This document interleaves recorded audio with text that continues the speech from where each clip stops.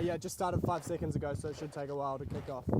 But yeah, they should capture all this when it catches up. If you can, George, you can set up the camera here with a view on this bit, please.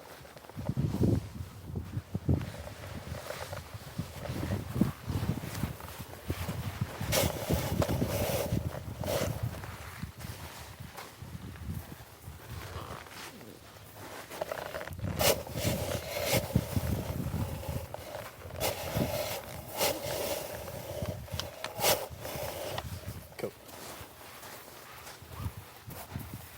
Okay, so while we wait to be online, what did you observe between the lava flow and here?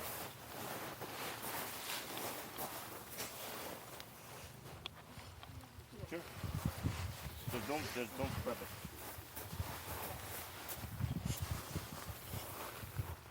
So what did you observe between the lava flow and here? Because I'm sure you were all looking where you could fit, looking around. Selfies with you and the sample. So what did you observe? There's one observation that I heard from you. Okay, we observed change of colors, and then we have more reddish, orangish rocks. What else?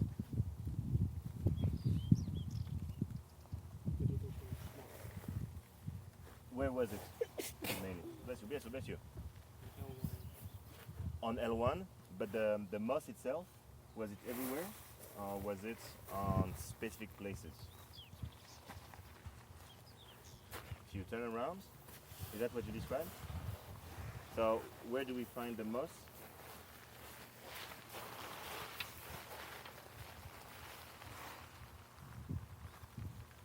They were mainly in the flat area, right? Would you agree with that? And those flat areas, remember the comments I gave at the first stop? Those flat areas where the rain wash the small sediment. and where will those small sediments go? The lower Here we go. Nearly. Nearly. She's getting online. They can see us. Yeah. All right. Let's see if she can hear. Hang on. They will have caught the last minute or so anyway, because it'll be lagging right now. But yeah. oh yeah, she did. So let me do the speech here so we closer to the mic.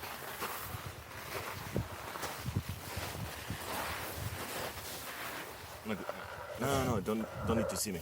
Look at that. Oh yeah, but the microphone is on this side. Ah, okay, sweet. Thanks. Cool.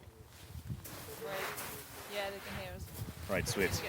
Yeah. So come closer here. Okay, so what we just described was the fact that in the two observations were made on the hike. We observed orangish, reddish color at some places, not everywhere. We come back to that. And someone observed moss on the way, mainly on flat and smooth areas.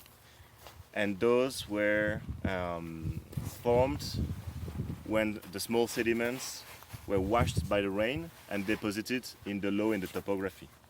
So that's where the small vegetation will grow first, and then we can have bigger vegetation. We have a tree just behind us.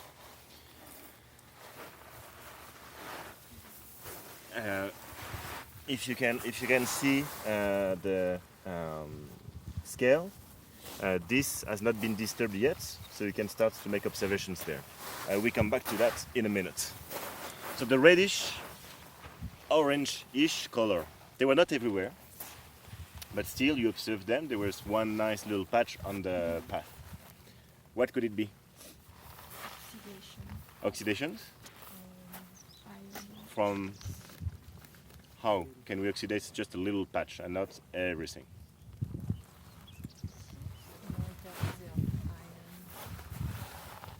Could be, but it's unlikely. So the hypothesis was we had a small localized deposit of iron unlikely. It's part of the lava flow. The lava flow is more or less homogeneous. But still, we managed to have little spots of red and orange.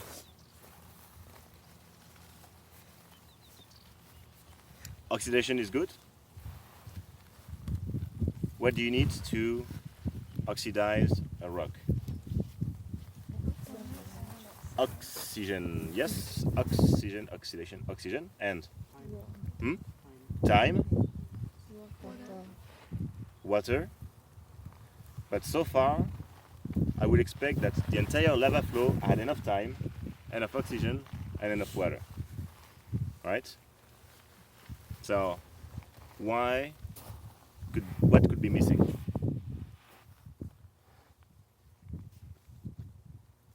So time, it could take a long time to oxidize something unless we boost the reaction. How can we boost the oxidation?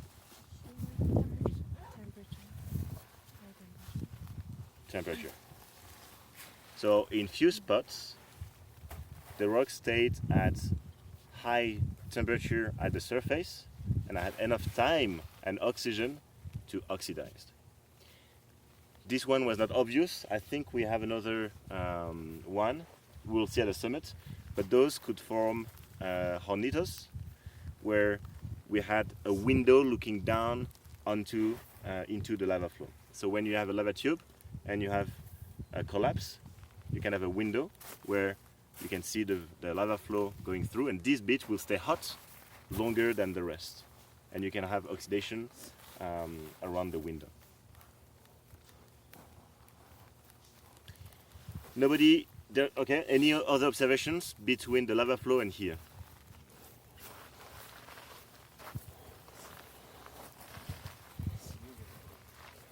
It's like smoother. Okay, smoother. Why?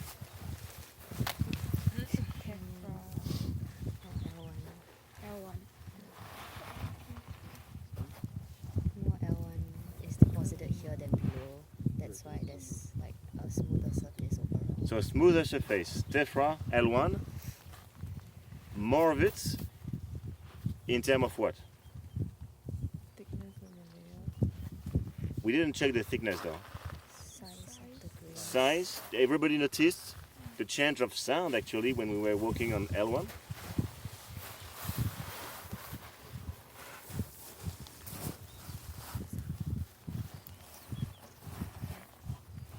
Yeah, it is. Oh yeah. I took a few grain size measurements on the way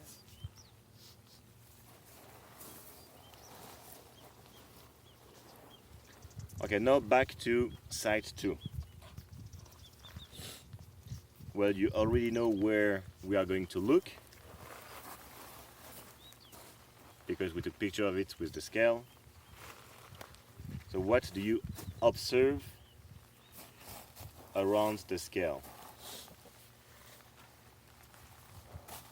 You want to do that?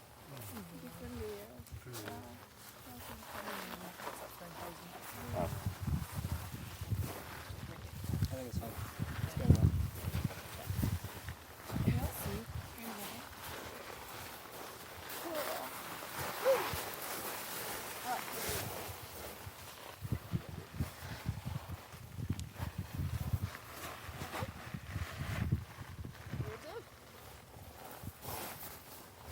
So basic observations. Different layers.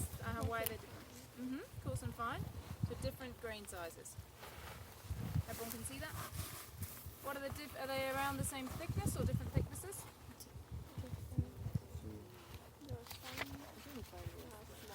Fine layers are thinner. Coarse grain.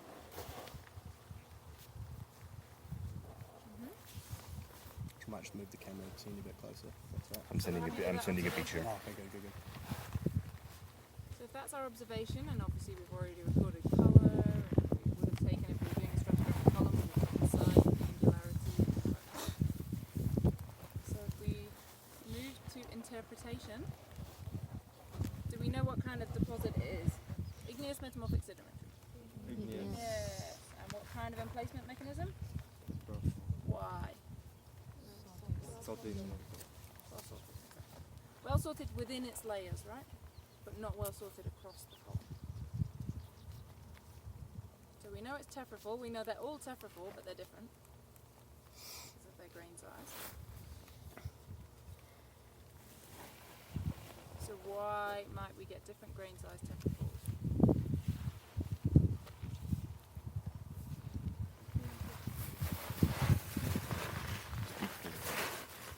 Okay.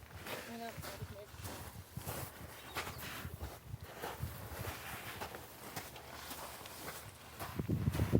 Okay, so sorry, I'm just moving next to the microphone. So, have we got a picture of this that's gone over? Yeah. Yep. Randomised set. Alright, so we saw different layers of different grain sizes. And we've identified that it's tephra because it's well sorted within each layer. And we've just got to the interpretation of why they were different sizes, and someone said an answer. That was it. There. Different explosive power for the eruption. So each layer represents a different eruption with a different explosivity. So which would be the more explosive? Of course.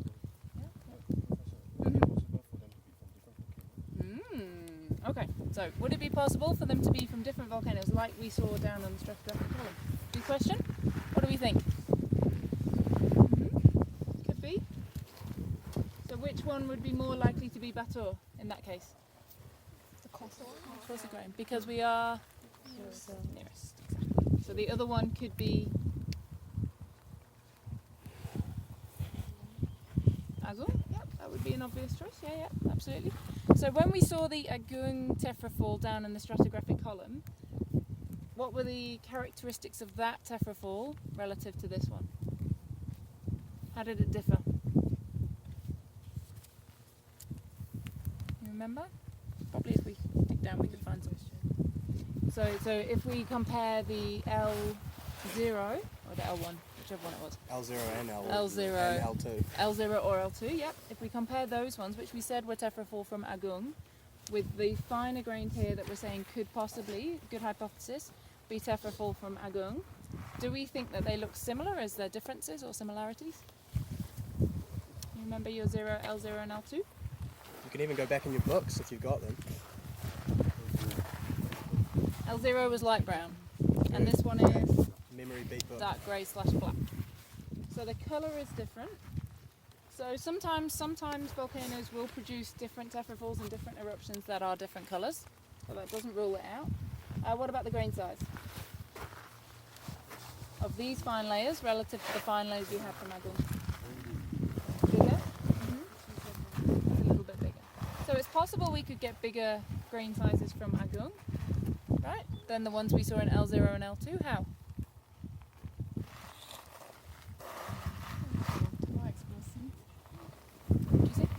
Water, okay, so more explosive. So more explosive, yes, because there would be coarser grains. And water, why water? Not wrong.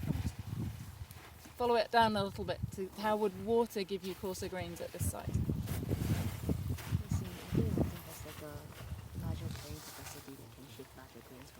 Ah, so you mean weathering.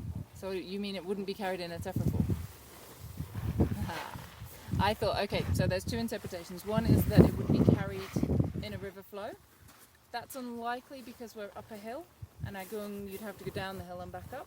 So carrying in a fluvial flow, unlikely. But water, another way it could be water, is water could interact with magma to make something more explosive, right? So I thought that's where you were going. Which is why we asked you to follow it down. So potentially if there was some water interaction in Agung, you could get something more explosive. This one is Batur rather, sorry. It is Batur, it's interspersed, there's no time gap. Again, that's possible because we saw there was no time gap down there. But the colour would be the main thing here that would tell us it's different, and the grain size. So this is Batur. We have different, because it's very similar, the colour is very similar and consistent across all of these layers. So our interpretation is that this is Batur and not Agung, but it was a good hypothesis. So we have different explosivity of different eruptions at Batur. Can we count how many explosions we have? We can dig down a bit as well. Has this been cleaned yet? No. Has anybody got their hammer? Nobody's dragging hammers at the volcano? Yes, some people are good. Nice, carrying that extra weight. Proper geologist. Let's use it then. Drag it all the way and not use it. Oh, we were so close. Let's use 2. Yep.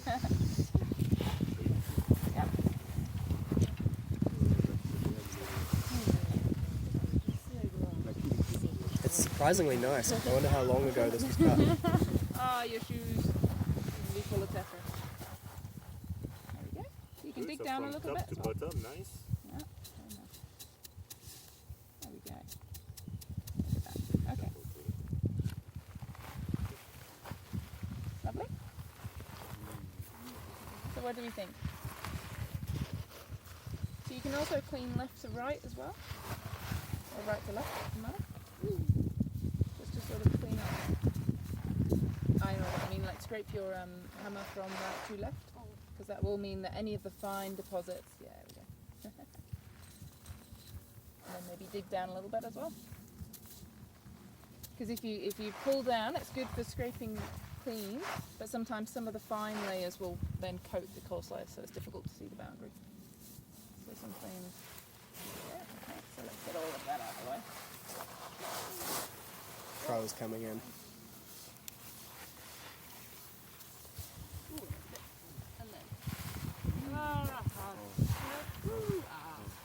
Ooh la la. Ooh la la, indeed. So can we see what's happened down the bottom?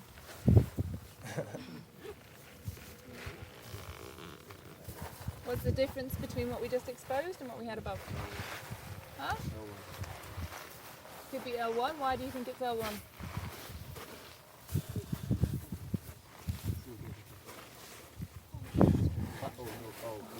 Just observations. What do you see? You interpreted there rather than observed. Black color. Blacker. Okay, so it's blacker. Why could we get a deposit that would be blacker rather than dark grey?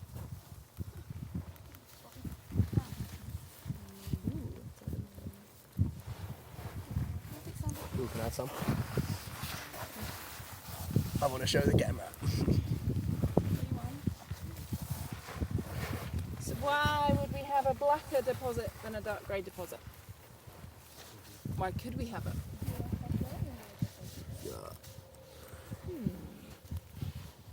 Why would that make it blacker?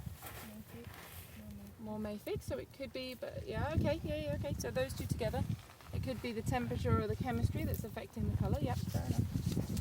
Yep, good point. Good point. What else?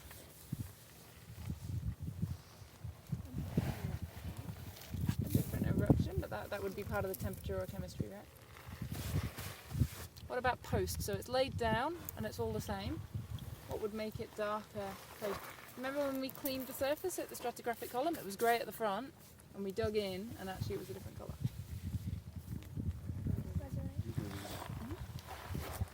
So it could be that we've got a cleaner surface here, and there could be some wet moisture down there as well, making it look darker than it is. Alright, so how many eruptions do we think we can see of each size?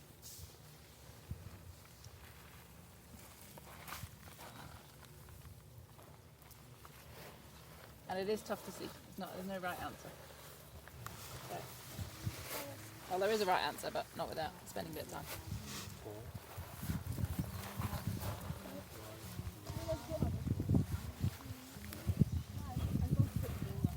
6. So how many of each? So be careful of the top a little bit. We'll come back to that. So how many coarse layer units do you see? 3? I can see 4.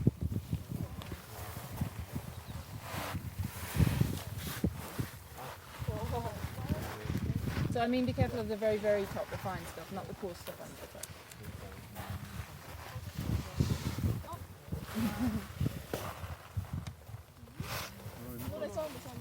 Yeah. 4.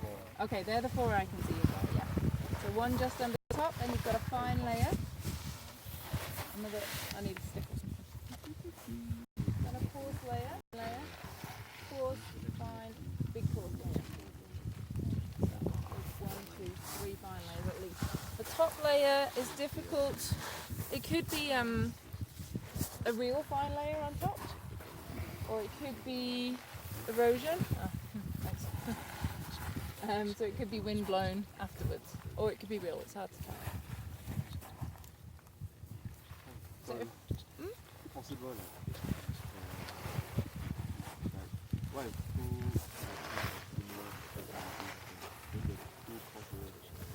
where would they be coming from?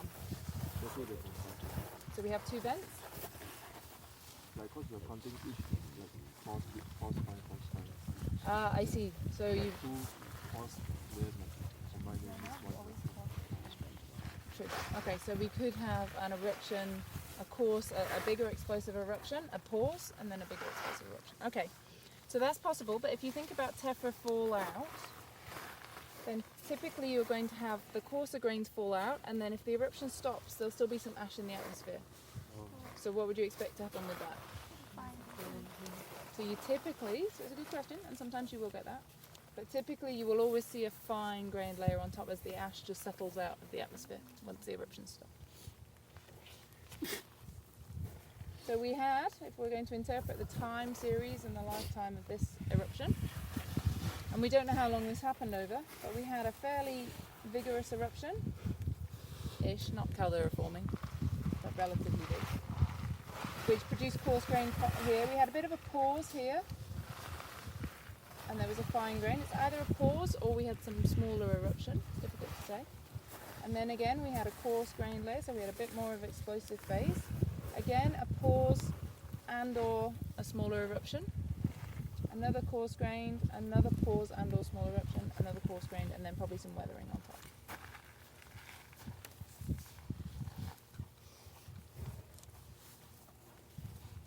But good hypotheses.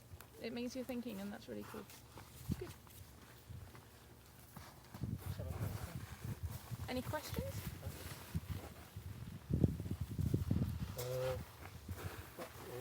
Ya, saya mau lihat mobil Bapak Ricky. Belum kelihatan mobilnya. Mobilnya belum kelihatan.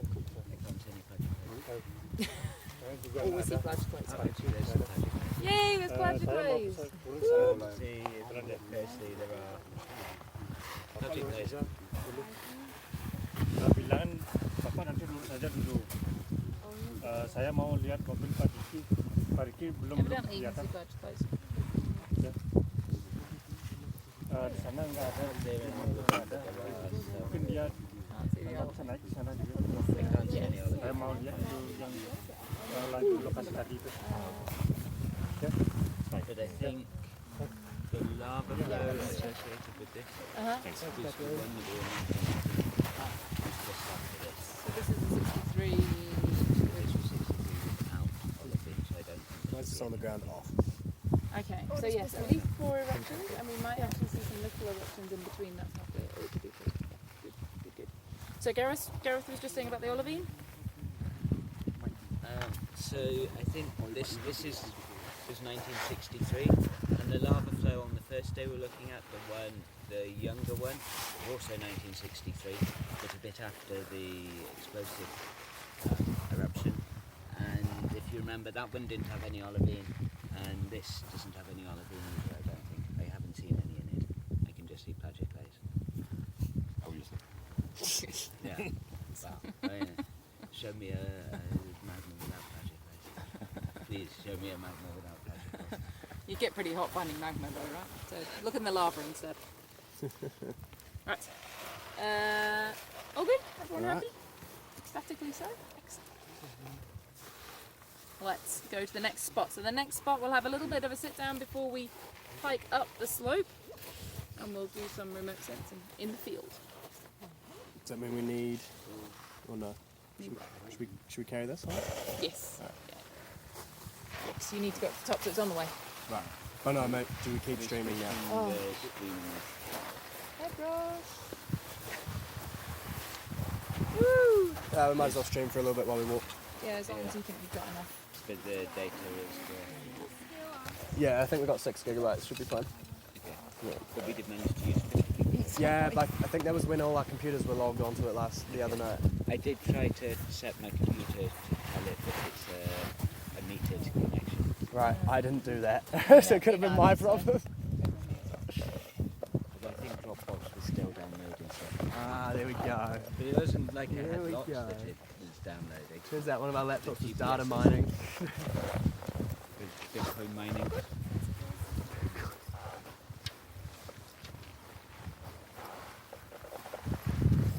Hey, now you get a nice view of my hat. Water stop. Good idea. Need some water. This going.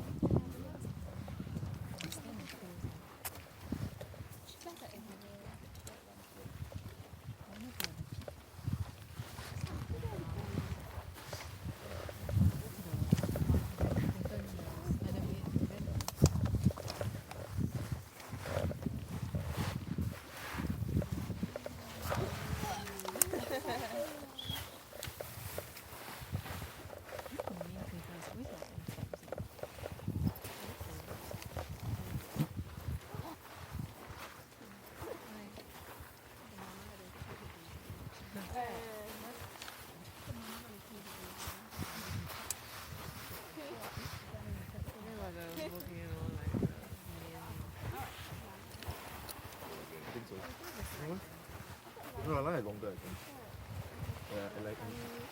Yeah, yeah. We need to take a right. Okay. Oh, this part.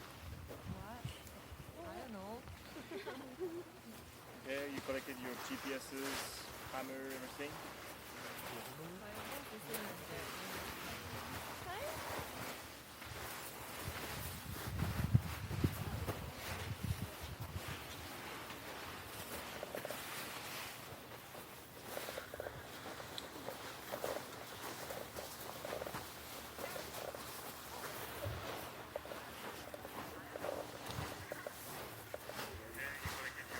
Hey, it's not, it's only lagging by like 30 seconds now. Oh, that's cool. We must have awesome reception. We must have awesome reception.